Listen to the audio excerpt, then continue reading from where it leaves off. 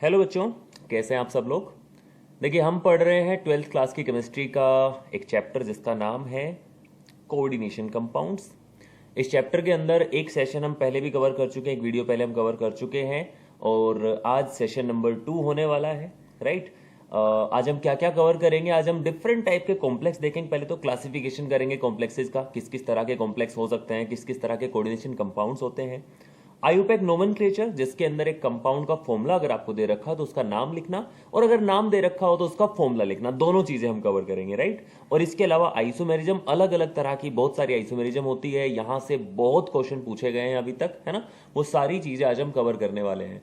मैं आपको बता देता हूं, जो लोग सीधा यही वीडियो देखने आ रहे हैं, मैं आपको बता देता हूं कि लास्ट वीडियो के अंदर, लास्ट क्लास में हम कवर कर चुके हैं ये सारी की सारी चीजें। हमने कुछ इंपॉर्टेंट डेफिनेशंस पढ़ी। अगर आपको ये डेफिनेशन में से किसी के बारे में पढ़ना है, पता करना है, तो you can like watch the last video, जिसका जो लिंक है मैं डिस्क्रिप्शन के अंदर भी डाल रहा हूं, साथ साथ आपको आई बटन में मिल जाएगा, ठीक है।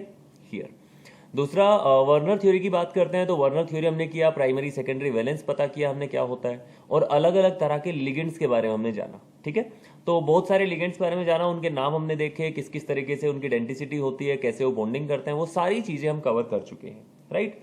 अब स्टार्ट करते हैं आज का अपना सेशन, जिसके अंदर हम पढ़ेंगे सबसे पहले टाइप्स ऑफ कॉम्प्लेक्सेस के बारे में। करें स्टार्ट, ठीक है। चलिए,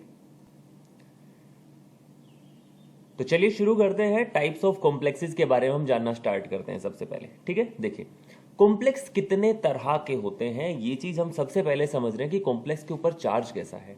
देखो, हमने एक क्लासिफिकेशन तो पहले भी कर लिया था, अगर आपको याद हो तो मैंने एक तो क्लासिफिकेशन पहले भी डिस्कस कर लिया था आपके साथ। कौन सा वाला? अरे, हमने बोला था कि होमोलेप्टिक और हेट्रोलेप्टिक पढ़े थे, याद आ गया? अगर नहीं पढ़ा हुआ है फर्स्ट वाला वीडियो, एक बार उसको देख लो, है ना।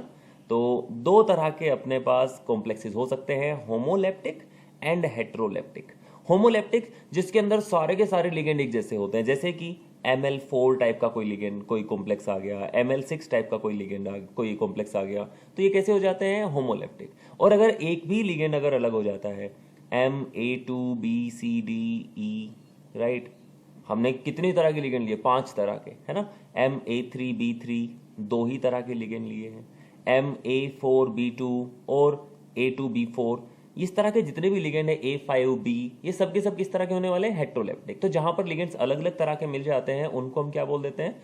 वो हेट्रोलेप्टिक हो जाते हैं। मैं इसको अभी हटा देता हूं, ये हम पहले भी कवर कर चुके हैं फर्स्ट वीडियो के अंदर, फर्स्ट क्लास के अंदर। हम कंटिन्यू करेंगे आज की क्लास के अंदर types of complexes on the basis of charge, कि हमारा जो कॉम्प्लेक्स है उसके ऊपर चार्ज कैसा आ रहा है। देखो देखो यार, चार्ज ना, जो हमारा स्क्वायर ब्रैकेट है ना, इसके अंदर जितनी भी एंटिटी बन रही है, जिसको हम बोल रहे हैं coordination entity, right, coordination sphere, इसके ऊपर आप चार्ज देखो, यहां पर चार्ज कैसा है। अगर यहां पर पॉजिटिव चार्ज हुआ, अगर आपका कॉम्प्लेक्स आयन कैटायन हुआ, तो कॉम्प्लेक्स को बोल देंगे कैटायनिक कॉम्प्लेक्स। अगर कॉम्प्लेक्स आयन के ऊपर चार्ज आ रहा है नेगेटिव, तो इसका मतलब फिर वो बन जाएगा कैसा? Anionic complex. और अगर इस पे कोई चार्ज ही नहीं है, तो इसका मतलब अगर वो न्यूट्रल है कॉम्प्लेक्स आयन, तो बोल देंगे न्यूट्रल कॉम्प्लेक्स। सिंपल सी बात है। देखो, जैसे ये लिखा हुआ है ना, इस तरह +3 चार्ज इसके ऊपर साफ साफ दिख रहा है, तो इस कॉम्प्लेक्स के ऊपर पॉजिटिव चार्ज है, तो ये कैटायनिक कॉम्प्लेक्स है, फिलहाल एक आयन है ना। दूसरा, हमने ये देखा यहां पर एनायन बना हुआ है, यहां पर कोई चार्ज ही नहीं है। मैं कुछ एग्जांपल और लिख लेता हूं, आप सोच समझ के बताना मुझे। मैं लिखता हूं K4FeCN6। आप सोच के बताओ, ये कैटायनिक है या एनायनिक है? ये जो मैंने कॉम्प्लेक्स यहां लिखा है, ये कैटायनिक होगा कि एनायनिक होगा? कैसे पता चलेगा? हम इस जगह पर देखेंगे चार्ज कैसा है। सर, पहले जो आता है वो कैटायन होता है, बाद में जो आता है एनायन होता है, तो ये हो गया कैटायन, ये हो गया एनायन, करेक्ट और नोट? तो इसका मतलब ये तो हमारा कॉम्प्लेक्स तो एनायनिक है। अब कितना चार्ज आएगा वो आप कैलकुलेट कर सकते हो। 4 नेगेटिव चार्ज आने वाला है यार। कैटायन पे अगर 4 पॉजिटिव चार्ज है, तो इस पे 4 नेगेटिव चार्ज हो जाएगा, तो इसका मतलब ये कॉम्प्लेक्स एक एनायनिक कॉम्प्लेक्स हो जाएगा। I hope you get that. एक एग्जाम्पल और भी ले रहा हूं मैं, एक एग्जाम्पल और लेते हैं।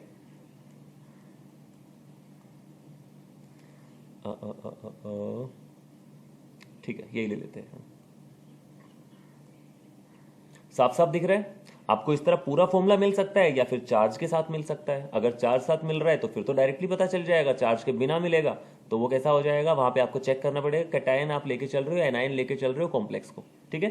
तो ये क्या बन गया है, ये एनायनिक हो गया, क्योंकि इस पे भी कैसा चार्ज आ रहा है, नेगेटिव चार्ज आ रहा है, ठीक है, ये भी एनायनिक हो गया। तो सबसे पहले आपको टाइप्स ऑफ कॉम्प्लेक्स के बारे में पता होना चाहिए, क्योंकि नेमिंग जब करेंगे ना बेटा तो उस टाइम पे हमें दिक्कत आती है। कभी कभी एक रूल होता है जिसके अंदर हम एक तरह के कॉम्प्लेक्सेस में नाम थोड़ा सा अलग तरीके से यूज करते हैं, ठीक है, तो उस बारे में बात कर लेंगे। मोस्टली इन एनायनिक के अंदर ही करते हैं वो। तो हम आयोपैक नोमेनक्लेचर स्टार्ट करेंगे अभी, टाइप्स ऑफ कॉम्प्लेक्स कंप्लीट हो जाता है। जब हम बात करते हैं आयोपैक नोमेनक्लेचर की, तो आपने 11th क्लास में ऑर्गेनिक में पढ़ा होगा, बहुत सारे रूल होते हैं नोमेनक्लेचर के, तो बिल्कुल। तो सिंपल यहां पर भी कुछ रूल है, लेकिन रूल्स काफी सिंपल है। जब भी हम किसी कंपाउंड का नाम लिखते हैं तो हम क्या करते हैं, पहले कैटायन का नाम लिखते हैं, बाद में एनायन का नाम लिखते हैं। सोडियम क्लोराइड हम बोलते हैं, कभी क्लोरो सोडियम ऐसा तो कुछ नहीं बोलते, क्लोराइड सोडियम तो नहीं बोलते, है ना। तो पहले कैटायन का नाम लिखना है, फिर एनायन का नाम लिखना है, ये तो बहुत आसान है। अच्छा, जब कॉम्प्लेक्स आयन आपको मिले तो उसमें भी पहले लिगेंड्स का नाम लिखना है, बाद में मेटल का नाम लिखना है। अगर मेटल और लिगेंड में से चूज करना पड़े कि पहले किसको नाम दिया जाए, तो पहले लिगेंड्स का नाम लिखा जाएगा, मेटल का नाम बाद में आएगा, ठीक है। स्क्वायर ब्रैकेट के अंदर जो हमारा कॉम्प्लेक्स आयन है उसके अंदर यहां मेटल रहेगी, यहां पे लिगेंड्स रहेंगे, तो पहले लिगेंड्स का नाम लिख लो, जितने भी लिगेंड्स हैं, ठीक है, और मेटल का नाम उनके बाद में लिखेंगे। लिगेंड्स अगर एक से ज्यादा तरह के हो तो उनको अल्फाबेटिकल ऑर्डर में लिखो, उनका जो नाम का अल्फाबेटिकल ऑर्डर है बेटा वो, ठीक है। जैसे कि मान लिया एक फॉर्मूले के अंदर NH3 भी आया हुआ है, Cl भी आया हुआ है, Br भी आया हुआ है, पहले बताओ किसको लिखेंगे, पहले किसको लिखेंगे। तो हम इन तीनों का नाम देख लेते हैं। NH3 का नाम क्या होता है, इसका नाम होता है AMMINE, एमीन। इस Cl का नाम क्या होता है, क्लोरिडो, CHLORIDO, क्लोरिडो। और Br का नाम क्या लिखते हैं, ब्रोमिडो, करेक्ट। अच्छा जी, ठीक है। अब इनमें से सबसे पहले किसका नाम आना चाहिए, एमीन का। क्यों, क्योंकि ये ए से स्टार्ट हो रहा है ना जी, अल्फाबेटिकल ऑर्डर में लिखना है। फिर नाम आएगा ब्रोमीन का और फिर आएगा Cl का। इवन फॉर्मूला जब हम बना रहे हैं ना बेटा, जब हम फॉर्मूला बना रहे हैं उस टाइम पर भी इसी चीज का हमें ध्यान रखना पड़ेगा, जो अल्फाबेटिकल ऑर्डर में आते हैं उसी को हम पहले लिखेंगे, ठीक है, एक चीज।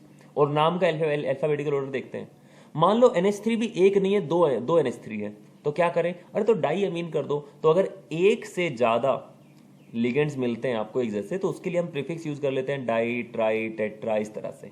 तो जैसे 2 NH3 आ गए, डाई अमीन बोल दिया। 3 क्लोरीन आ रहे हैं, ट्राई क्लोरो बोल दिया। 4 ब्रोमीन आ रहे हैं, टेट्रा ब्रोमिडो बोल दिया। क्लियर है। दूसरा, कभी कभी क्या होता है, कुछ पॉलीडेंटेड लिगेंड भी एक ज्यादा आ जाते हैं। इस रूल को ऐसे लिखा जाता है कि कुछ ऐसे लिगेंड ऐसे होते हैं जिनके नाम के अंदर ही बाई, डाई, ट्राई, इस तरह की चीजें आ जाती हैं। जैसे कि एक लिगेंड होता है, याद करो, EN। याद है इसका नाम क्या होता है, स्ट्रक्चर तो पता होगा ना EN का। EN क्या होता है, इथाइलिन डाइअमीन। अरे इसके तो नाम में ही डाई आ रहा है। तो बस ऐसे अपने जो पॉलीडेंटेड लिगेंड जो रहते हैं ना, उनकी जब हम बात करते हैं तो उनके नाम के आगे अगर 2 EN आ गए तो फिर क्या नाम लिखे, इथाइलिन डाइअमीन ऐसे लिखेंगे जी, नहीं ऐसा नहीं लिखना है।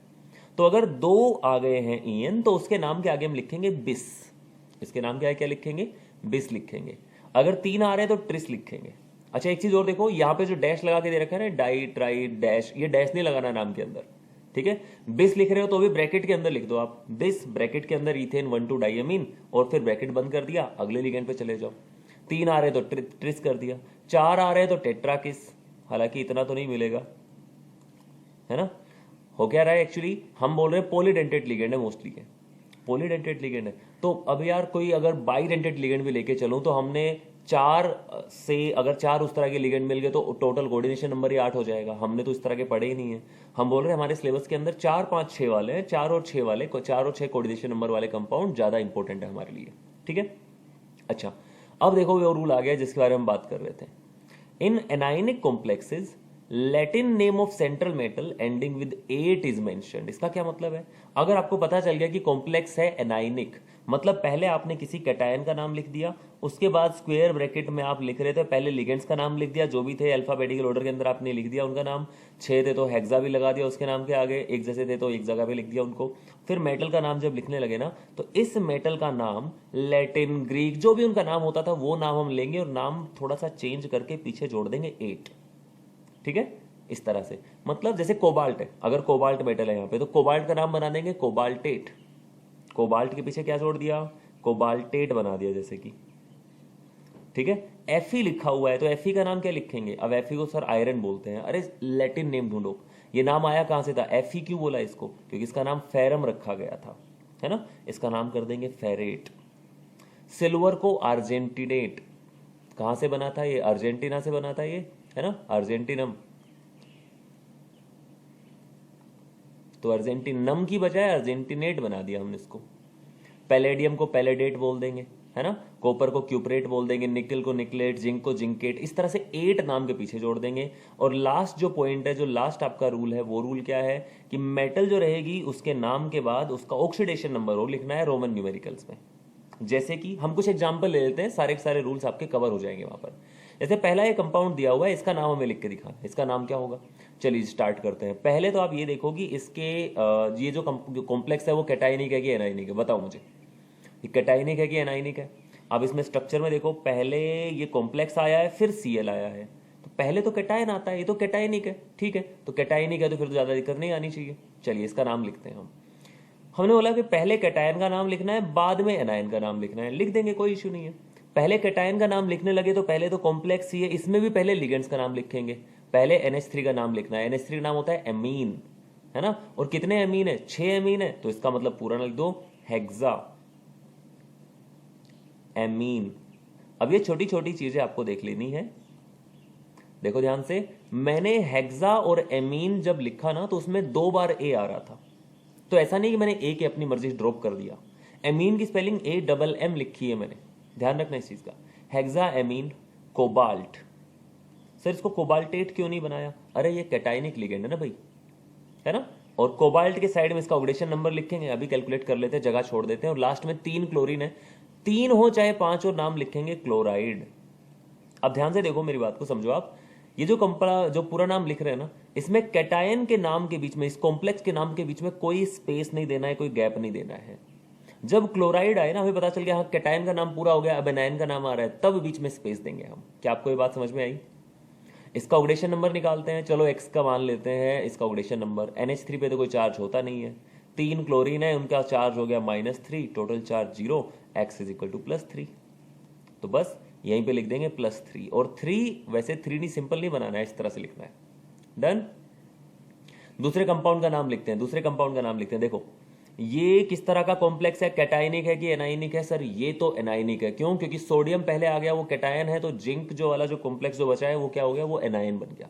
ठीक है, तो पहले इसका नाम लिख दो। सोडियम का नाम, सर डाई सोडियम नहीं करेंगे? अरे नहीं, यहां पे 2 सोडियम हो, एक सोडियम हो, चाहे 4 सोडियम हो, इसका नाम सोडियम ही लिखा जाएगा। ठीक है सर, मान लिया। सोडियम लिखा, उसके बाद स्पेस दे दिया। क्यों? क्योंकि कैटायन का नाम पूरा, अब एनायन का नाम लिखना है। एनायन बोले तो ये कॉम्प्लेक्स, इस कॉम्प्लेक्स के नाम में पहले लिगेंड्स का नाम लिखेंगे। OH है, OH का नाम क्या बोलते हैं? हाइड्रोक्सो या हाइड्रोक्सिडो। फिलहाल मैं हाइड्रोक्सो बोल देता हूं। कितने हैं? 4, तो नाम बोल देता हूं इसका टेट्रा हाइड्रोक्सो। जिंकेट, यहां पर जिंकेट क्यों बनाया? ऐसे समझ लो कि ये अपना एक एनायनिक लिगेंड है, तो इसमें एक मेटल का नाम पहले लिख चुके हैं ना, कैटायन का नाम लिख चुके हैं। तो सोडियम अगर सही से लिखा है तो इस जिंक का नाम बिगड़ जाएगा। इसका नाम क्या बना दिया हमने? जिंकेट बना दिया। इसकी स्टेट कैलकुलेट करो। सोडियम होता है +2, 2 जिंक, एक जिंक का फिर लिखना है आपको, जिंक के ऊपर चार्ज x मान लिया। OH पे चार्ज -1 होता है और 4 है ये, तो -4 ये हो गया, total charge 0, x will be equal to +2। Correct, तो यहां पर ये +2 लिख देते हैं, सिंपल। तो इस तरह से नाम लिखना है। लास्ट वाला जो उसका नाम और लिख रहा हूं, फिर आपको प्रैक्टिस के लिए काफी सारी चीजें दे रहा हूं मैं। तो लास्ट वाले का नाम क्या हो जाएगा? इसमें पहले, अरे सर यहाँ तो कैटायन एनायन की कुछ बात ही नहीं, तो न्यूट्रल कॉम्प्लेक्स है। हाँ तो न्यूट्रल है तो न्यूट्रल का नाम लिख देते हैं।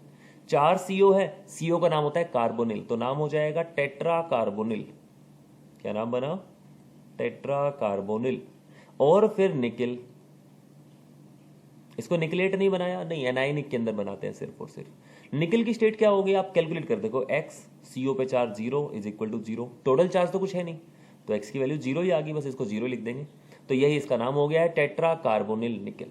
ठीक है, राइट। मैं आपको 1-2 एग्जाम्पल इसके और सोल्व करके दिखा देता हूं। अगर आपको कोई डाउट आए तो आप मुझे कमेंट्स के अंदर बता सकते हैं कि आपको इस पर्टिकुलर में डाउट आया था। ठीक है, देखो कई सारे यहाँ पर आपके लिए एग्जाम्पल्स मैंने लिखे हुए हैं, मैं इसमें 2-3 एग्जाम्पल सोल्व कर देता हूं आपके लिए, बाकी आप लोग खुद ट्राई करेंगे और नहीं समझ में आए तो आप पूछ लेंगे फिर मेरे से।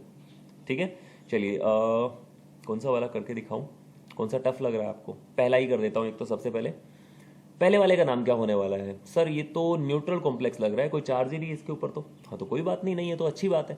पहले लिखेंगे इन लिगेंड्स का नाम। एक Cl है क्लोरिडो, एक नाइट्राइटो है, NO2 को क्या बोलते हैं? Nitrito N। NH3 को बोलते हैं एमीन, है ना, तो डाई एमीन हो गया। चलो जी लिखते हैं नाम डाई एमीन, AMMINE, है ना। एक क्लोरीन है, तो क्लोरीन इसके बाद आएगा, पहले A वाला फिर C वाला फिर N वाला नाइट्रो, तो पहले डाई एमीन फिर क्लोरिडो फिर नाइट्राइटो N, इस तरह से, और फिर प्लेटिनम। और प्लेटिनम के बाद क्या करना है, उसकी स्टेट लिखनी है। स्टेट इसकी आप कैलकुलेट कर लेना, 2 आ जाएगी। NO2 पे नेगेटिव होता है, Cl पे नेगेटिव होता है। इन दोनों के नेगेटिव चार्ज को, सॉरी इसमें -1 इसमें -1, तो इन दोनों का चार्ज बैलेंस करने के लिए प्लेटिनम जो रहेगा +2 चार्ज लेके आएगा, इस तरह बैलेंस हो जाएगा। ठीक है, दूसरे वाले का नाम और लिख रहा हूं साथ साथ में, दूसरे वाले का नाम और देखो क्या लिखेंगे। इसमें आ रहा है आपके पास ऑक्जेलेट, ये क्या है, ये ऑक्जेलेट है, तो इसका नाम मैं कैसे लिख देता हूं, ट्राई ऑक्जेलेटो या ट्रिस ऑक्जेलेटो भी आप लिख सकते हो, लिखना चाहो गलत नहीं होगा नॉर्मली, क्योंकि इसके नाम में बाई डाई ट्राई तो ऐसा कुछ आ नहीं रहा है, तो हम ट्राई भी लिख सकते हैं। पहले नाम लिखा आपने पोटेशियम, नाम क्या लिख रहा हूं इधर देखते जाओ फटाफट से, पोटेशियम। ठीक है, पोटेशियम के बाद स्पेस देना है फिर आपको, ट्राई ऑक्जेलेटो। ठीक है, और फिर क्रोमेट, इसमें हमने क्रोमेट बना दिया है, साथ साथ स्टेट लिखनी है, तो इसकी स्टेट जो आएगी वो 3 आने वाली है। पोटेशियम +1 +1 +1 +3 चार्ज इस पे, और -2 -2 -2 करके -6 चार्ज इस पे, टोटल +3 बचा, वो क्रोमियम बैलेंस करेगा। ठीक है, इसमें जब नाम लिखना हुआ थर्ड के अंदर नाम लिखेंगे, इसका नाम क्या लिखा जाएगा, थर्ड वाले का नाम, तो थर्ड वाले का नाम भी लिख देता हूं मैं, ये हो जाएगा पहले क्लोरिडो को लिखें या फिर इथाइलिन डाइअमीन को लिखें, आप सोच के बताओ मुझे। तो देखो यार, इथाइलिन डाइअमीन लिखेंगे, इथेन 1,2 डाइअमीन लिखेंगे, वो C से स्टार्ट हो रहा है, ये सॉरी E से स्टार्ट हो रहा है, क्लोरिडो वाला C से स्टार्ट हो रहा है, तो C पहले आएगा। आप बोलोगे सर वो डाई क्लोरिडो का D नहीं काउंट करेंगे, जी नहीं, डाई ट्राई ये बेस इन चीजों को काउंट हम नहीं करते हैं नेमिंग करते टाइम। ठीक है, अल्फाबेटिकल ऑर्डर में जो उनका एक्चुअल नाम था उसी के हिसाब से हम चेक करेंगे। ठीक है, तो यहां पे क्या हो जाएगा, ये हो जाएगा डाई क्लोराइडो, है ना, बिस इथेन 1,2 डाई एमीन, और यहां पर सिंगल एम रखना है, देखो यहां पर सिंगल एम रखना है, ध्यान से देखना। ठीक है, इसके बाद कोबाल्ट की स्टेट, और लास्ट में स्पेस देके क्लोराइड हो जाएगा। ठीक है, इस तरह से इसका नाम हो गया है। स्टेट क्या आने वाली इसकी स्टेट आएगी 3। तो इस तरीके से हम नेमिंग कर सकते हैं। आई होप आप बाकी जितने भी एग्जाम्पल मैंने लिखे हुए हैं उनके लिए आप कर लोगे, है ना। इसमें नेक्स्ट में ऐसा कुछ डिफिकल्ट नहीं है। CO3 को कार्बोनेटो बोलेंगे, उस पर चार्ज -2 होता है। SCN को हम क्या बोलते हैं, थायोसाइनेटो, इसको क्या बोलते हैं, थायोसाइनेटो। यहाँ पे मरकरी इसका नाम लिखेंगे, मरकरी, और इसके बाद कोबाल्ट जो रहेगा उसकी स्टेट भी लिखेंगे, कोबाल्टेट बना देंगे। राइट, ये ऑक्जेलेटो है यहाँ पर, है ना, ट्राई ऑक्जेलेटो कर लेंगे। ये है मिथाइल एमीन, ये क्या है, या मिथाइल एमीन या फिर मीथेन एमीन करना है इसको, आयुपेक सिस्टम में लिख रहे हो तो मीथेन एमीन, जैसे वो इथेन 1,2 डाइमीन था वैसे ये मीथेन एमीन बन जाएगा। ठीक है, तो ये आपको प्रैक्टिस करने हैं, आपकी प्रैक्टिस के लिए है, लेकिन प्रैक्टिस करने हैं, ऐसा नहीं है कि छोड़ दिया, मैंने छोड़ दिया आपने भी छोड़ दिया, ऐसा कुछ नहीं है। 2-4 तो ट्राई करके देखना, और जैसे ही वीडियो कंप्लीट हो जाए फिर दोबारा यहाँ पे आ जाना, करके देख लेना आप। अब आता है नाम से फॉर्मूला लिखना, ये कैसे करेंगे, तो उसके लिए वही आपको जैसे स्ट्रक्चर मिल रहा है ना वैसे ही आपको करते जाना है। ये पूरा एक साथ मिल रहा है तो मतलब ये सारा एक साथ है, और क्लोराइड अलग है, तो क्लोराइड तो रहेगा पीछे, और ब्रैकेट में कुछ चीजें पहले आ जाएगी, जिसके अंदर है टेट्रा एमीन। तो यार 4 तो एमीन ही हो गए। ठीक है, NH3 का होल 4। अच्छा, इसमें डाई एक्वा भी है, फिर डाई एक्वा मतलब 2 वाटर है, मुझे थोड़ा स्पेस बनाना पड़ेगा इधर, सॉरी। तो टेट्रा एमीन हो गया। शुरू में तो मेटल की जगह छोड़नी है, और मेटल के बाद क्या आते हैं, लिगेंड्स आते हैं। अच्छा सर, एमीन और एक्वा में पहले कौन आता है, पहले आता है एमीन, क्योंकि वो AM से स्टार्ट होता है, फिर MnOPQ, फिर AQ आता है। ठीक है, कोबाल्ट हो गया। सर ये कोबाल्ट 3 का क्या करना है, ये 3 का क्या करें, देखो ये समझो कि इसके ऊपर +3 चार्ज है, इसका चार्ज टोटल 0, इसका चार्ज टोटल 0, सबको ऐड करते जाओ, प्लस कुछ क्लोरीन रहेंगे। क्लोरीन देखो 1 आता था तब भी क्लोराइड बोलते थे, 5 आएंगे तब भी क्लोराइड बोलेंगे, तो बस यही आपको यहाँ पे ध्यान रखना है कि क्लोराइड कितने हैं। अब देखो 1 क्लोरीन आएगा तो टोटल चार्ज उसका -1 ही आएगा, हमें तो इस सारे चार्ज को बैलेंस करना है। टोटल चार्ज +3 है तो वहां पर -3 तो कम से कम होना चाहिए ना, तो यहां पर ये 3 क्लोराइड लिख देंगे। इस तरह से अपना पूरा स्ट्रक्चर का नाम, ये फॉर्मूला बनने वाला है। एक दो और करके दिखाऊं, ये देखो, ये वाला कर रहा हूं, थर्ड C वाला कर रहा हूं। ट्रिस इथेन 1,2 डाइमीन, ट्रिस लिखा हुआ है मतलब ईएन जो है ना, ईएन लिख देना इसको सिंपली, और ये है 3 टाइम्स। चलिए जी सर ये तो आसान हो गया। वैसे अगर पूरा फॉर्मूला लिखते ट्रिस का, फिर ये इथाइलिन डाइमीन का, फिर क्या लिखना पड़ता, फिर आपको लिखना पड़ता CH2 CH2 NH2 NH2, है ना ये, और इस सारे का होल थ्राइस। तो उतनी मेहनत नहीं करवा रहा हूं आपसे, मैं आपको सिर्फ इतना बोल रहा हूं कि आप EN लिख दो, काम चल जाएगा आपका, ठीक है। अच्छा जी चलो ये भी हो गया, EN होल थ्राइस हो गया। इसके बाद बोला है क्रोमियम 3, तो ये Cr लिखा है यहाँ पर, और तो कुछ है नहीं, इस पे +3 चार्ज है, EN पे चार्ज 0 होता है, बाहर कुछ क्लोराइड आएंगे तो 3 क्लोराइड होने चाहिए, 3 क्लोराइड यहाँ पे लिख दिया मैंने। कर सकते हो ना, अभी हो जाएगा। ओके एक और कर लेते हैं, चलो अच्छा चलो ठीक है ये करते हैं F। बहुत अच्छा एग्जाम्पल है, ध्यान से देखो। ये है iron 3 Fe3 positive, right. Wait a minute बेटा। ओके तो Fe3 पॉजिटिव हमने यहाँ पे लिखा।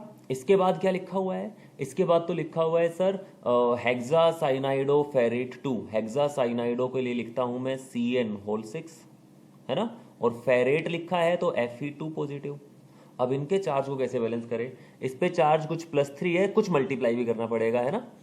इस पे चार्ज कितना बचता है, देखो यहाँ पे +2 चार्ज है और 6 CN है, तो टोटल चार्ज इनका बचेगा -4। अरे बाप रे। इसका चार्ज, कैटायन का चार्ज 3, इसका चार्ज 4, क्या करें, क्रॉस मल्टीप्लाई कर देते हैं। ये अकेले पे 3 पॉजिटिव चार्ज है, मैं इसको 4 कर देता हूं, और इस अकेले एक स्क्वायर ब्रैकेट पे कितना चार्ज आ रहा है, 3 आ रहा है, इस सॉरी 4 आ रहा है, इसको 3 से मल्टीप्लाई कर देता हूं। देखो फॉर्मूला क्या बनेगा, फॉर्मूला बनेगा Fe4 FeCN whole 6 whole thrice. Tell me, बताइए समझ में आया कि नहीं आया। हमने चार्ज को बैलेंस कर दिया, ये जो सिंपल अपने फॉर्मूले बनाते थे ना पहले कभी, उस तरह से है। एक एग्जाम्पल और भी दिया है मैंने इसके लिए आपको, इसी तरह का एक और एग्जाम्पल भी दिया है, उसको भी सोल्व करेंगे। इसको एक बार आप दोबारा देख लो रिवाइंड करके, अगर आपको नहीं समझ में आया तो। और इसको बताता हूँ, जी बताता हूँ मैं, हेक्साएमीन कोबाल्ट 3, हेक्साएमीन तो हो गया, हेक्साएमीन कोबाल्ट, इस पे चार्ज हो गया 3, इस पे +3 चार्ज है, बाहर रखा आपने SO4, SO4 में -2 चार्ज होता है, क्या करें, क्रॉस मल्टीप्लाई यार, इस पे +3 है, उस पे -2 है, आप SO4 2 ले लोगे तो वो -4 बन जाएगा, वो बैलेंस ही नहीं हो रहा है। तो इस सारे को 2 से मल्टीप्लाई और इस सारे को 3 से multiply, that is how you balance and tell me the formula. Got it. तो आई होप आपको ये कुछ एग्जाम्पल क्लियर हो गए होंगे। कुछ एक एग्जाम्पल हमने कवर कर लिए हैं, है ना, 4 मैंने कवर कर दिए हैं और 4 आपके लिए हैं। कर लोगे आप लोग ट्राई, ठीक है। तो ये नोमेनक्लेचर कंप्लीट हो गया है। अब जो इंपॉर्टेंट पार्ट है वो है आइसोमेरिज्म, ठीक है। तो इस पूरे चैप्टर में इस पर्टिकुलर वीडियो में हमने 2 पार्ट्स बनाए हैं। एक में अपना नोमेनक्लेचर वाला पार्ट है, जिसके अंदर आपको थोड़ा सा ध्यान से, तसल्ली से, शांति से बैठ के और फिर सोचना होगा, नाम लिखना पड़ेगा। और दूसरा है आइसोमेरिज्म। आइसोमेरिज्म में क्या होता है, आइसोमेरिज्म होती है एक फिनोमिना, एक प्रॉपर्टी, जिसकी वजह से एक कंपाउंड 2 अलग अलग फॉर्मूलों के साथ मिल सकता है और दोनों बार उसकी प्रॉपर्टी अलग हो जाएगी। फिर सर इसको 2 कंपाउंड बोल देते तो, हाँ 2 कंपाउंड बोल सकते हो आप बिल्कुल। आइसोमर जो होते हैं 2 अलग अलग कंपाउंड होते हैं, फॉर्मूला बिल्कुल सेम लगता है।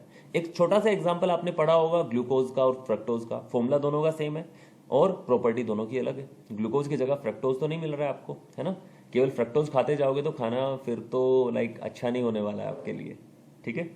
ओके तो दोनों का फॉर्मूला सेम होता है C6H12O6, लेकिन दोनों की प्रॉपर्टीज में डिफरेंस होता है, उनका स्ट्रक्चर डिफरेंट होता है इस वजह से। तो आइसोमेरिज्म है क्या चीज, एक प्रॉपर्टी, एक फिनोमिना है जिसकी वजह से 2 कंपाउंड है जिनका फॉर्मूला सेम है, right, but their properties are different. और वो प्रॉपर्टी डिफरेंट क्यों आ रही है, हो सकता है उनका स्ट्रक्चर डिफरेंट है इसलिए, या हो सकता है उनकी स्टीरियो लाइक स्पेशल अरेंजमेंट जो होता है ना, जिसको आप स्पेटियल पढ़ते हो या क्या पढ़ते हो, जो स्पेशल अरेंजमेंट होता है इन 3D वो डिफरेंट है। इनमें से लाइक कोई भी एक चीज डिफरेंट हो सकती है।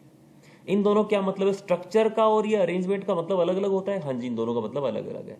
स्ट्रक्चर का मतलब बॉन्डिंग का तरीका ही डिफरेंट हो गया है, बॉन्डिंग ही अलग हो गई है। तो इसका एग्जाम्पल ले लो पहले, ठीक है। इसमें 4 तरह के आइसोमेरिज्म है, एक एक करके इनको देखते जाते हैं और मैं आपको दिखाता जाऊंगा स्ट्रक्चर कैसे अलग हो रहा है।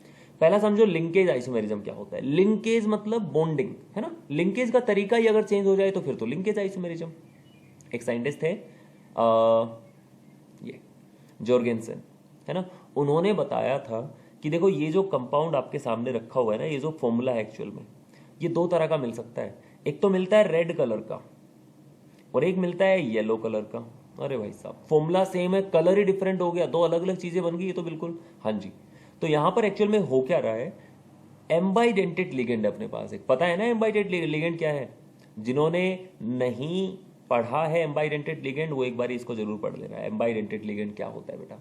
ठीक है, एम्बाइडेंटेड लिगेंड क्या होता है इसको जरूर पढ़ लेना एक बारी। इसकी डेफिनेशन लास्ट सेशन में कवर कर ली थी।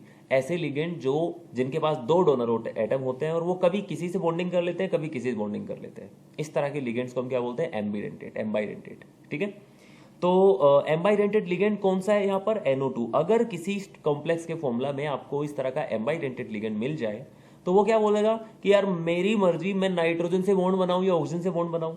अगर उसने नाइट्रोजन से बॉन्ड बनाया ना इस कॉम्प्लेक्स में तो येलो कलर मिल रहा है आपको, और अगर उसने ऑक्सीजन से बॉन्ड बनाया तो रेड, लाल रंग कर दिया उसने। देख रहे हो? तो linkage isomerism arises in a coordination compound containing ambidentate ligands, right? कि when the two molecules have embidented ligand and the bonding pattern, the atom that is linked to the central atom is different। अगर दो compound आपको मिले जिनमें एम्बाइडेंटेड ligand है और केवल क्या डिफरेंस आ रहा है स्ट्रक्चर में, जहां पर उनकी जो लिंकेज है, जो एम्बाइडेंटेड लिगेंड का जो डोनर एटम है वो सेंट्रल मेटल के साथ जुड़ा हुआ आपने देखा, दोनों बार अलग अलग मिल रहा है, उसकी वजह से प्रॉपर्टी डिफरेंट हो रही है। इसको हम क्या बोलेंगे, स्ट्रक्चरल आइसोमेरिज्म। इस आइसोमेरिज्म क्या बोल रहे हैं, स्ट्रक्चरल आइसोमेरिज्म। और भी कोई होते हैं क्या? हाँ जी, अगर आपको फॉर्मूले के अंदर CN मिल जाता है, CN मिल जाता है, SCN मिल जाता है ना, तो ये सब भी क्या दे सकते हैं, लिंकेज आइसोमेरिज्म शो कर सकते हैं, पहला। ठीक है, दूसरी आइसोमेरिज्म आती है आयनाइजेशन आइसोमेरिज्म। ये क्या चीज है, समझो इसको ध्यान से। मान लेते हैं कि आपके पास दो कंपाउंड्स हैं, दोनों का फॉर्मूला देखने में सेम लग रहा है, उनके पास सेम चीजें हैं। इसके पास कोबाल्ट है, हाँ जी इसके पास भी कोबाल्ट है। ये बोल रहा है मेरे पास 5 NH3 है, बोल रहा है मेरे पास ही 5 NH3 है। क्या हो गया? ये बोल रहा है मेरे पास एक SO4 है, ये बोल रहा है मेरे पास भी SO4 है। ये बोल रहा है मेरे पास एक ब्रोमीन है, बोल रहा है मेरे पास भी एक ब्रोमीन है।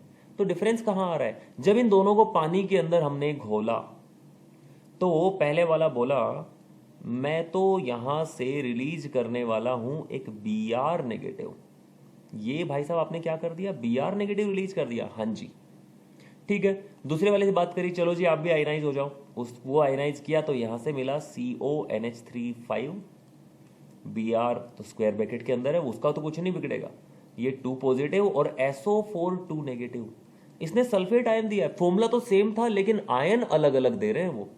तो अगर आप किसी भी किन्हीं दो कंपाउंड्स का जिनका फॉर्मूला सेम हो, अगर उनको पानी के अंदर डालते हो, उनका आयनाइजेशन करते हो, तो उनमें काउंटर आयन अलग हुए। फॉर्मूले के बाहर, स्क्वायर ब्रैकेट के बाहर जो आयन है उनको हम बोलते हैं काउंटर आयन। अगर काउंटर आयन डिफरेंट होते हैं तो इस वजह से स्ट्रक्चरल आइसोमेरिज्म के अंदर आयनाइजेशन आइसोमेरिज्म देखने को मिलती है।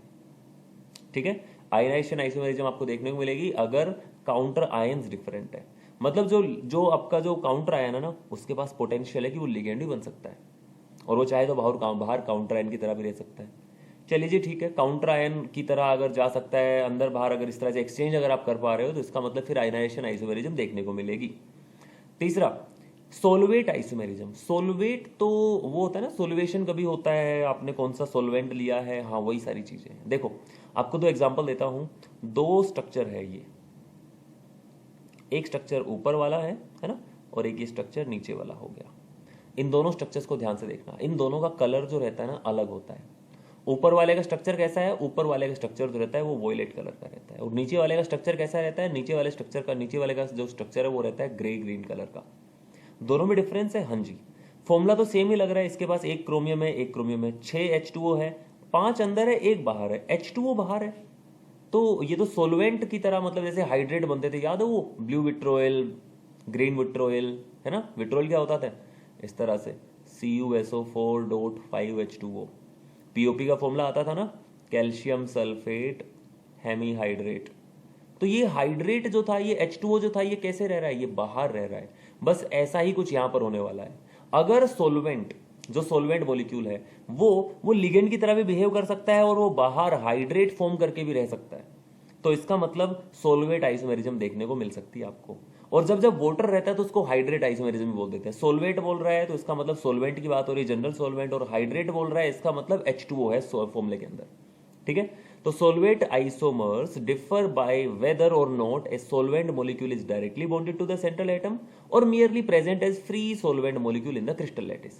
केवल ये देखना है कि आपका जो वाटर मोलिक्यूल है वो लिगेंड की तरह से जुड़ा हुआ है सेंटर मेटल के साथ, या फिर बाहर प्रेजेंट है बस ऐसे एक सोलवेंट मोलिक्यूल की तरह से। तो अगर इस तरह से डिफरेंस मिलता है तो हम क्या बोल देंगे कि यहां तो सोलवेट आइसोमेरिज्म देखने को मिल रही है। वाटर के केस में हाइड्रेट आइसोमेरिज्म भी हम इसको बोल देंगे। मैं यहां पे लिख भी देता हूं, ये हाइड्रेट आइसोमर्स भी बोले जा सकते हैं। केवल वाटर के केस में हाइड्रेट बोल देंगे, सिंपल। ठीक है। लास्ट स्ट्रक्चरल आइसोमर आते हैं कोऑर्डिनेशन आइसोमर। इनको पहचानना बहुत आसान है। देखो होगा क्या, कैटायन और एनायन दोनों के दोनों कोऑर्डिनेशन कॉम्प्लेक्स होंगे, कॉम्प्लेक्स आयन होंगे दोनों के दोनों, और वो क्या करते हैं अपने, ये बोल दो कि अपने जो अपनी मेटल है ना उनका एक्सचेंज कर लेते हैं, है ना। लिगेंड से एक्सचेंज करना बोला जाता है, बहुत बारी भी तो ऐसा लिखा जाता है कि इंटरचेंज ऑफ लिगेंड्स कर लेते हैं, डेफिनेशन यही मिलेगी। लेकिन एक्चुअल में हम ये बोल सकते हैं मेटल्स का एक्सचेंज हो गया है। हालांकि मेटल कहीं जा नहीं रही है, मेटल्स अपने कर तो लिगेंड्स का एक्सचेंज रही, लेकिन आप फॉर्मूला देखोगे तो आपको सेम चीज देखने को मिलेगी। हो क्यों रहा है ये, जो लिगेंड अपना लाइक पॉजिटिवली चार्ज रहता है ना, सॉरी, या फिर ऐसा बोल दो कि जो कॉम्प्लेक्स पॉजिटिवली चार्ज रहता है उसको पहले लिखा जाता है।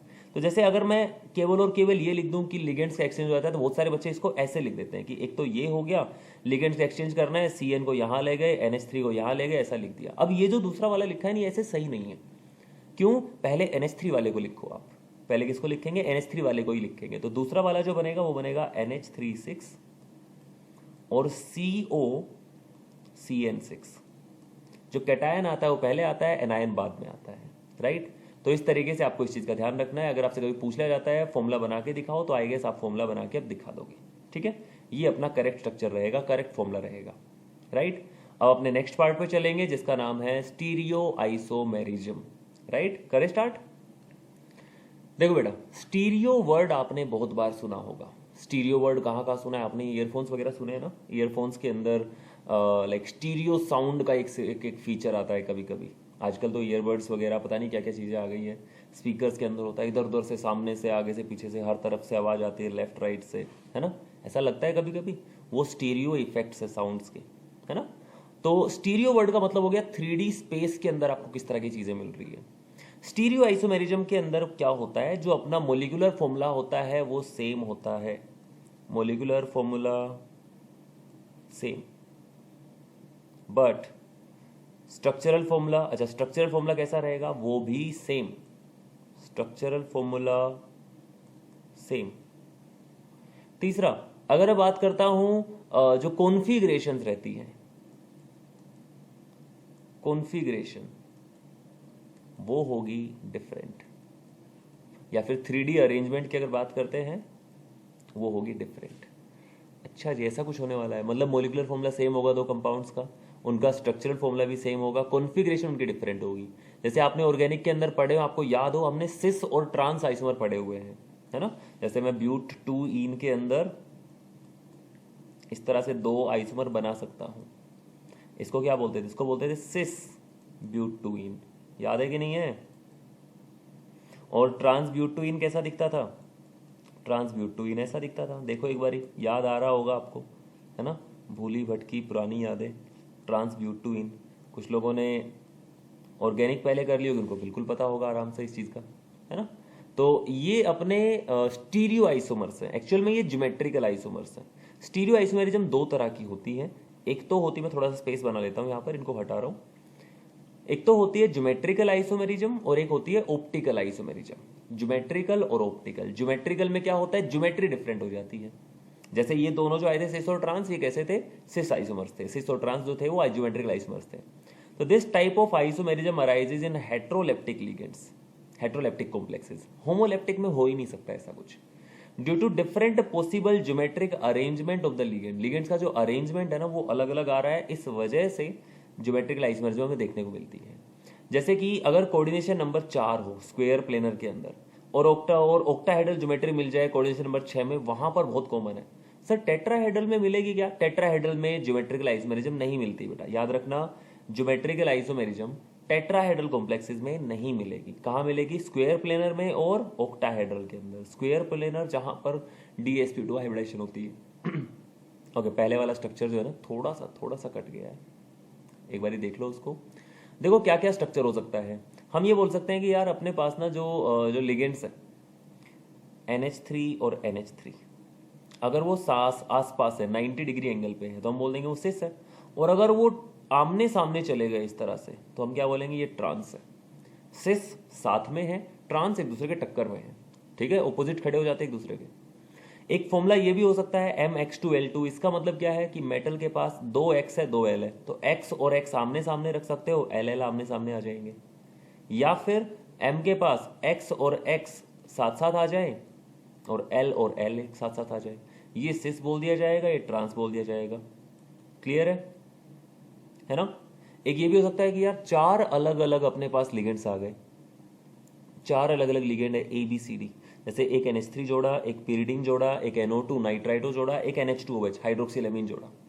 इन चारों को हमने जोड़ दिया, तो इनकी पोजीशन मान लेते हैं कि NH3 की पोजीशन सेम रखो, बाकी की पोजीशन चेंज कर दो। NH3 के सामने NO2 रख दिया एक बार NH3 के सामने NH2OH रख दिया, एक बार NH3 के सामने PY रख दिया। इस तरह से आप अलग अलग इसके आइसोमर बना सकते हो, ठीक है।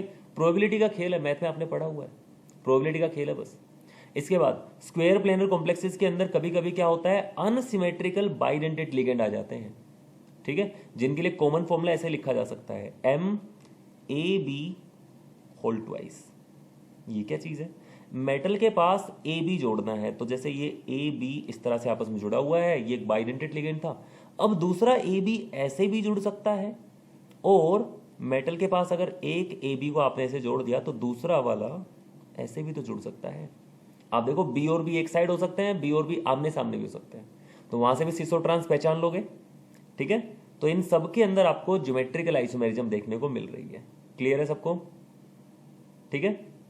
अच्छा, अब आता है जिनके अंदर कोऑर्डिनेशन नंबर 6 हो जाता है ऑक्टाहेड्रल ज्योमेट्री वाले, उनके अंदर हम देखते हैं किस किस तरह के लाइक आइसोमर्स बन सकते हैं। तो यहां पर भी 2 आइसोमर बन रहे हैं आपके, सिस और ट्रांस।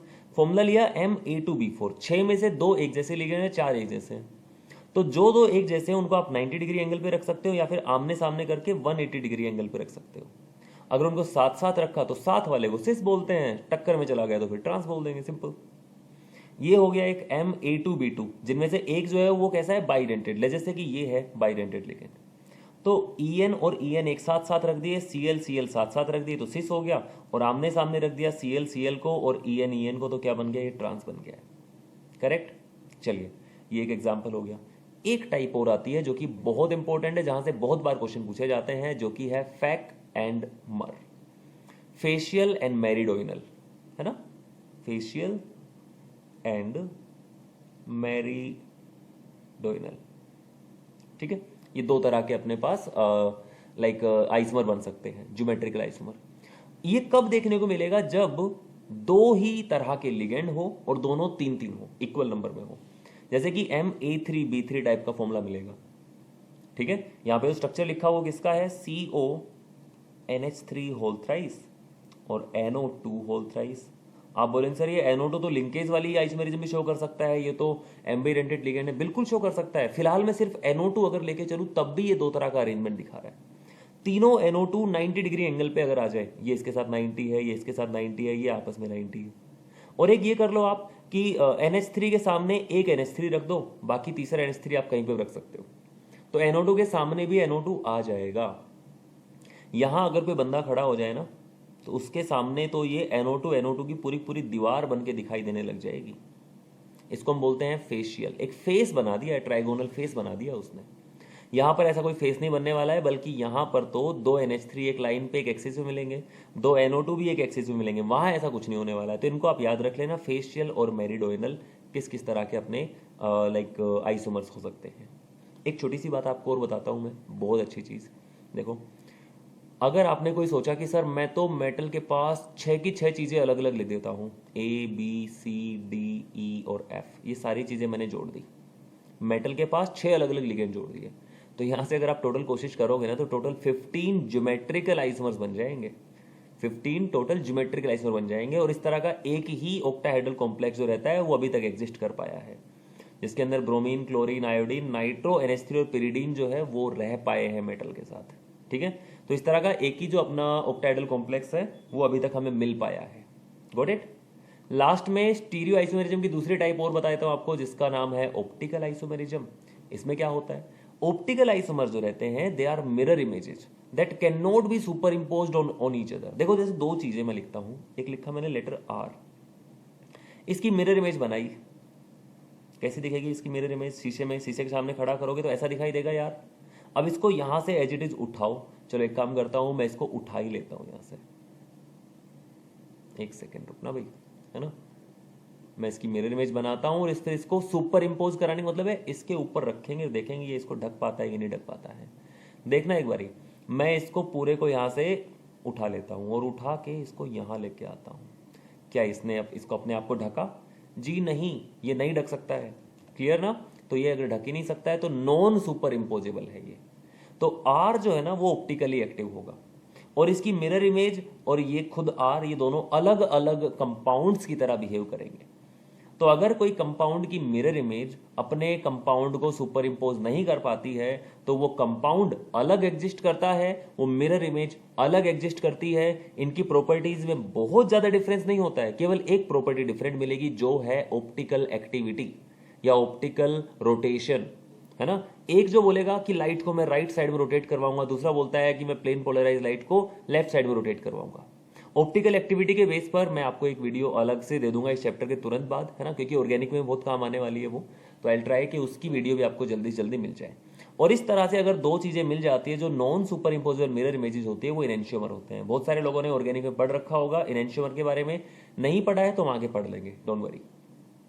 ये जो मोलिक्यूल्स होते हैं या आयंस होते हैं जो कि सुपर इंपोज नहीं हो पाते मिरर इमेज के ऊपर, इनको हम कायरल भी बोलते हैं। दूसरा नाम क्या है इनका? कायरल। ठीक है, तो ऑप्टिकली एक्टिव चीजों को हम कायरल भी बोलते हैं। अच्छा, हमने बोला कि दो चीजें मिलेंगी, तो दो जो मिलेंगी उनमें से एक बोल रहा था कि राइट लाइट को राइट साइड में रोटेट करता है, दूसरा वाला लेफ्ट साइड के अंदर रोटेट करता है। जो राइट में रोटेट करता है उसके नाम के आगे डी लिख दिया जाता है, जो लेफ्ट में रोटेट करता है उसके नाम के आगे एल लिख देते हैं। डी का मतलब डेक्स्ट्रो रोटेटरी, एल का मतलब लीवो रोटेटरी। ये कैसे पता चलेगा? ये हम देख के नहीं बता सकते हैं। ये चीज कैसे पता चलेगी? ये चीज आपको पता चलेगी एक्सपेरिमेंट्स के थ्रू, है ना। आपको एक्सपेरिमेंट करना पड़ेगा, एक्टिविटी करनी पड़ेगी, उसके हिसाब से हमें पता चलेगा डी या एल। फिलहाल तो हम बस यही पूछा जाएगा हमसे भी, इतना जब एडवांस अगर नहीं पढ़ा है हमने तो इसका मतलब हमसे यही पूछा जाएगा कि कोई सब्सटेंस जो रहेगा वो डेक्स्ट्रो है, उसमें डेक्स्ट्रो लीवो हो सकता है कि नहीं हो सकता, ऑप्टिकल एक्टिव होगा कि नहीं होगा। अब कैसे पता चलेगा ऑप्टिकली एक्टिव होगा या नहीं होगा? वो कैसे पता चलेगा? पहली चीज तो ये समझ लो कि अगर आपको सिस और ट्रांस आइसोमर बन गए ना बेटा, तो सिस वाला जो रहता है मोस्टली वो ऑप्टिकली एक्टिव रहता है। देखो ये दो जो है ना, ये एक्चुअल में कुछ नहीं, ये दोनों एक दूसरे की मिरर इमेज है। और आप इसको उठाकर इसके ऊपर रखने की कोशिश करो, क्या ढक पाएगा? ये सीएल आ जाएगा इसके ऊपर और ये सीएल तो इधर दिखाई देगा। करेक्ट और नोट? यानी सुपर इंपोज तो नहीं कर पा रहा है, करेक्ट ना। तो इसका मतलब ये दोनों कंपाउंड जो है ये ऑप्टिकली एक्टिव है। अगर कोई कंपाउंड अपनी मिरर इमेज पर लाइक सुपर इंपोज नहीं कर पाता है तो ऑप्टिकली एक्टिव होता है। ये दोनों एक दूसरे के ऑप्टिकल आइसोमर इनेंशियोमर बन गए हैं। इनमें से कोई एक होगा डेक्स्ट्रो रोटेटरी, दूसरा होगा लीवो रोटेटरी। ठीक है, तो इस कंपाउंड से आप देख सकते हो। ठीक है, कौन सा डेक्स्ट्रो होगा कौन सा लीवो होगा वो तो हम भी नहीं बता सकते, लेकिन हाँ इनमें से कोई एक डेक्स्ट्रो होगा, कोई एक लीवो होगा। ठीक है, एक एग्जांपल और दिखाता हूं आपको मैं। तो यहां पर हमने क्या देखा कि जो सिस है ना वो ऑप्टिकल एक्टिविटी शो कर रहा है। नेक्स्ट देखते हैं, ये जो है इसमें भी आपने देखा कि तीनों जो है बाइडेंटेड लिगेंड आपने जोड़ दिए। ठीक है, तो यहां जो बना हुआ है ना ये, इनमें से एक डेक्स्ट्रो है एक लीवो है। ठीक है, एक डेक्स्ट्रो रहेगा एक लीवो रहेगा। यहां पर दोनों डी लिखे हुए हैं, किसी एक को मैं लाइक फिलहाल मैं डी और एल को हटा देता हूं यहां से, है ना। कोई एक जो रहेगा वो डेक्स्ट्रो रहेगा, कोई दूसरा वाला जो रहेगा लीवो रहेगा, राइट। तो इनमें नाम भी देख सकते हो आप, ट्रिस इथेन 1,2 डाइअमीन, ये इसके लिए है। इथेन 1,2 डाइअमीन, इथेन 1,2 डाइअमीन, इथेन 1,2 डाइअमीन, कितने हुए? 3। नाम में पहले से डाई आ रहा है तो नाम के आगे ट्राई नहीं लिखेंगे 3 के लिए, क्या लिखेंगे? ट्रिस। ठीक है, तो ट्रिस इथेन 1,2 डाइअमीन। कोबाल्ट 3 ये एक कैटायन है, ये भी क्या होने वाला है? ऑप्टिकली एक्टिव ही होने वाला है। नेक्स्ट, अब आपके लिए कुछ क्वेश्चन है मेरे पास। जैसे कि पहला आपको आज सारे आइसोमर बनाने हैं, ज्योमेट्रिकल ऑप्टिकल सारे। मैं क्या करने वाला हूं ना, मैं इन सारे क्वेश्चन जो भी आपको इस चैप्टर के लास्ट में मिल रहे हैं, इन सारे क्वेश्चंस के लिए एक प्रैक्टिस सेशन फिर मैं आपको दे दूंगा, जिसमें सारे इन क्वेश्चन को हम सोल्व करेंगे। हर एक चैप्टर के जो इंपॉर्टेंट क्वेश्चन हम दे रहे हैं लास्ट में 2 से 3 क्वेश्चन, उन सब को हम लाइक एक जगह पे लिख के एक जगह पे करके और फिर हम उनको सोल्व कर लेंगे। एक वीडियो आपको सिर्फ और सिर्फ क्वेश्चन की मिल जाएगी अगर आपको क्वेश्चन में डाउट आ रहा है तो। इसके बाद पहला क्वेश्चन ये हो गया। तो इसके अंदर आपको पहले ज्योमेट्रिकल आइसोमर बनाने हैं, आप देखना कैसे कैसे बन सकते हैं, क्या सिस और ट्रांस हो सकता है यहाँ पर। दूसरा, अगर सिस और ट्रांस हो गया तो फिर सिस वाला जो रहता है ऑप्टिकल होने के चांसेस होते हैं, एक बार उसकी मिरर इमेज जरूर बना के देख लेना। दूसरा क्वेश्चन पूछा हुआ है, इन दोनों कोऑर्डिनेशन एंटिटीज में से कौन सा वाला कायरल होगा, ऑप्टिकल एक्टिव होगा, तो सिस वाला होगा कि ट्रांस वाला होगा, मिरर इमेज देखोगे आराम से पता चल जाएगा। नॉर्मल हिंट ये होता है कि सिस वाले ना ज्यादातर ऑप्टिकल एक्टिव मिलते हैं। इसके बाद ये पूछा हुआ है कि इन सब में किस किस तरह की आइसोमेरिज्म देखने को मिल रही है और जो आइसोमर बनेंगे उनके स्ट्रक्चर बनाने हैं। इसमें है 2 H2O 2 C2O4, आप इसका बना के देखना स्ट्रक्चर कैसा बन सकता है। 5 NH3 है, एक NO2 है, NO2 है यहाँ पर देखो ध्यान से, NO2 है ना, यही हिंट है। ओके, इसके बाद नेक्स्ट के अंदर ये Cl और SO4 है, इंटरचेंज कर सकते हो आप चाहो तो, करेक्ट ना। इसके बाद PTNH3H2O Cl2। ओके, क्या यहां पर कोई आइसोमेरिज्म देखने को मिल सकती है? बिल्कुल देखने को मिल सकती है। अरेंजमेंट देखना इनका, A2BC का टाइप का एग्जांपल है। आप दोनों क्लोरीन्स को एक साथ रख सकते हो, मेटल के एक साइड में रख सकते हो 90 डिग्री पे, या फिर आप क्या कर सकते हो, A और A को आमने सामने कर दो, तो इधर C रख दो, इधर B रख दो, हो जाएगा काम, राइट। तो इनके अंदर आप बना के देखोगे। तो बस आज के सेशन के अंदर इतना ही रहने वाला है। Thank you so much for joining. आप लोग अपने फ्रेंड्स को भी बता सकते हो कि like we have been covering inorganic chemistry now, ठीक है। फिजिकल के चैप्टर्स जो हैं उनकी वीडियोस मैंने पहले बना ली है, उनका डिस्क्रिप्शन के अंदर आपको लिंक मिल जाएगा, जो भी आप चैप्टर आपको कवर करना हो। अगर किसी जगह कोई लाइक मेरे से गलती होती है तो आप उसको कमेंट सेक्शन के अंदर बिल्कुल बता सकते हो। आपके जो भी सजेशंस रहेंगे मैं वहां से देखूंगा। अगर आपको लगता है कि इसके बाद हमें कोई अलग चैप्टर कवर करना चाहिए तो आप मुझे बोल सकते हो, राइट। तो बस आज के सेशन के अंदर इतना ही। Thank you so much, bye bye, take care and best of luck for the studies. Question जरूर सोल्व करके देखना बेटा, और एक बार ये NCERT से आप रीड कर लेना इसको, ठीक है। Thank you.